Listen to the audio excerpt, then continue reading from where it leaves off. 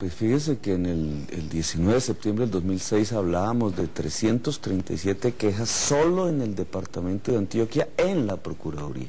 Y hay 2000 y pico. Y las presentamos por televisión y, bueno, como todo debate en el Congreso. No nos creyeron. Esa es la realidad, no nos creyó la opinión pública. Usted sabe que el gobierno ha venido, en cierta forma, moldeando la opinión pública en el sentido de hacer ver que los debates de la oposición son una especie de conspiraciones, de trampas, de mentiras.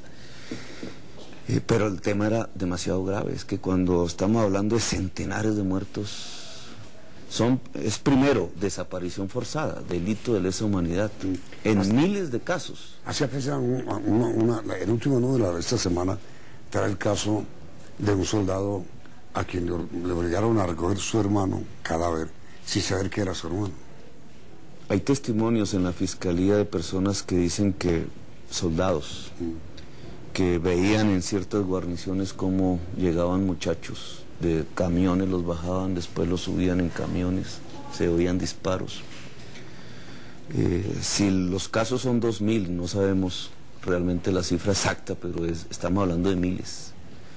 Pues estamos hablando de desaparición forzada en forma sistemática, estamos hablando de ejecuciones que a nivel mundial se llaman extrajudiciales, pero aquí tenemos que decir que son simples ejecuciones.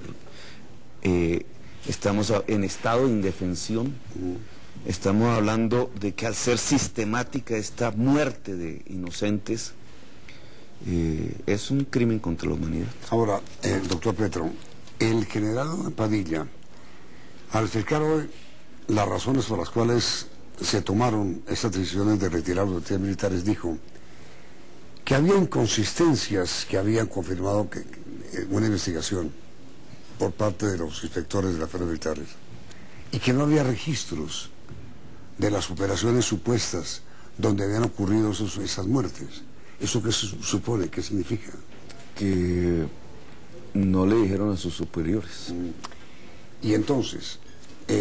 Claro, no, de acuerdo, pero entonces, mire, los generales, 3 retirados, dicen, primero, que la medida los tomó sorpresa, que ellos ni siquiera sabían que lo estaban investigando, ni los llamaron a presentar declaración. La primera información que tuvieron fue la notificación de llamados a prestar servicios. Que ellos pueden asegurar que se haya o no cometido algún delito dentro de su institución, pero que no la sabían. Entonces, por eso le preguntó el anterior, ¿por qué se sanciona a un general con el retiro si ni siquiera sabía? Porque si estas muertes de personas son para ascender en la carrera militar, es obligatorio que informen. Informan bajas. Y tal es, digamos, el auge, la presión por la eficacia, que eso viene desde el gobierno. No sale los generales, va de arriba hacia abajo.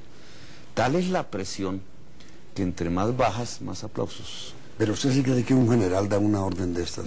Yo pienso que eso se va produciendo es en los oficiales que están en el campo de batalla, no tanto en el general. Entonces la sanción es porque el general al fin y al cabo debe responder por sus hombres. Si le dicen, ahí hay 5 guerrilleros, mejor, aplauden. No se preguntan si son de verdad guerrilleros o no. No hay un control sobre esas bajas, sean de la guerrilla, sean de los paramilitares, porque todos se benefician en la cadena de mando de que hayan bajas. Oiga, ¿y quién se inventó esos premios por dar de baja supuestos o reales guerrilleros? Eso, en mi opinión, es parte de la política de seguridad del gobierno. Tiene un antecedente que es en el caso de los maestros con otros fines, menos mal. Pero digamos, el ministro Santos había practicado ya en la reforma al estatuto docente la tesis de que la cola más mala, los que quedan de últimas en un concurso salen. No que se premia a los primeros, sino que se castiga a los últimos. Entonces, eso es lo que hoy existe. Pero eso no es nuevo. Eso, digamos, se implementó en la época de la violencia. Solo que allí daban plata por orejas. ¿De qué época de violencia me habla? De la época de la violencia de mediados del siglo XX. Daban plata por orejas. Eso fue un desastre. Sí, pero ¿desde cuándo viene eso de premiar con ascensos o con positivos. Como política en este gobierno. Y esa fue la razón de su debate cuando el ministro de entonces... Ese fue el objetivo, demostrar que ese tipo de política era lo que estaba produciendo la muerte sistemática de personas inocentes en manos de funcionarios públicos. Y lo que usted pidió en el debate del 2006 fue eliminar esa política. Que se eliminara. Y 2 años después sigue vigente provocando. Y sigue vigente hoy. O sea, la echada de los generales y todo esto que yo aplaudo, que no voy a controvertirla, pero no es suficiente si no se quita esa política de ascenso en los mandos, en la carrera militar o policial. Incluso yo allí en el debate del 2006 propuse que era mejor un sistema de encuesta entre la población que diera un puntaje. Si la población ve bien al mando, pues ese tiene más posibilidad de ascenso que el que no la ve bien. Es que actualmente, es decir, doctor Petro, hay un reglamento, alguna resolución en donde a un general o a un mayor o a un teniente le premian con un ascenso si aparece una víctima. Esto no es para generales. Los generales tienen un sistema. Para ascender a general incluso se tiene que pasar por el Senado.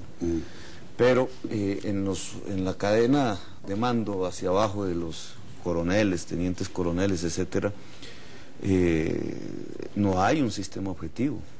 Es un sistema discrecional. Dicho de otra manera, por cada muerto le dan un punto. Opera sin que esté escrito.